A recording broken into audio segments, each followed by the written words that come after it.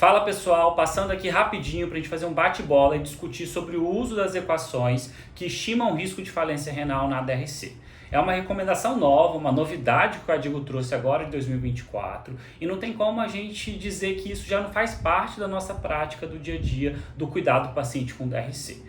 Entre as equações recomendadas estão 3 com validação externa, sendo que a mais utilizada no nosso dia a dia é a equação de risco de falência renal, KFRE. E a gente vai conversar um pouquinho especificamente sobre essa equação. A gente vai falar sobre o que ela é, quando a gente deve utilizar, quando não utilizá-la e como interpretar o resultado quando a gente utiliza essas equações. Então, o que é a KFRE? Então, é uma equação que estima risco de falência renal, desenvolvida por um estudo canadense, mas validado em mais de 30 coortes mundiais. E ela vai dizer para a gente o risco de necessidade de terapia renal substitutiva em percentual em 2 anos e em 5 anos. Para a gente desenvolver, para a gente utilizar essa equação, a gente precisa de 4 variáveis na sua forma mais simplificada, e são elas: idade, gênero, taxa de filtração glomerular e albuminúria, por uma relação albumina/creatinina em amostra isolada de urina. Então veja que é muito simples a gente empregar o uso dessa equação no nosso dia a dia. Existe uma fórmula mais completa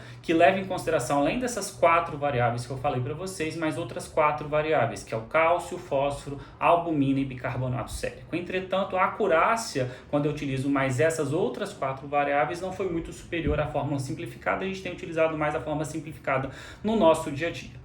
Então, quando que eu devo utilizar essa fórmula? Segundo o Cadigo, uma recomendação 1A de que eu devo utilizar essa fórmula em todo paciente com DRC estágio 3, 4 e 5 não dialítica. Então, a gente só não usa para estágio 1 e 2. Então, DRC, taxa de filtração abaixo de 60, a gente deve utilizar. A gente não usa, obviamente, nos pacientes dialíticos, e a gente não deve utilizar essas equações quando eu tenho uma doença renal crônica de etiologia específica, em que essa etiologia, essa doença, ela tem uma fórmula específica para estimar risco de progressão. Exemplo, doença renal policística autossômica dominante, em que eu tenho a classificação do Mayo Clinic. Ou, por exemplo, nefropatia perigética, eu tenho uma fórmula específica de avaliação e risco de progressão. Então, para essas causas específicas, eu posso utilizar fórmulas específicas, mas de uma forma geral eu devo utilizar para quase todo mundo.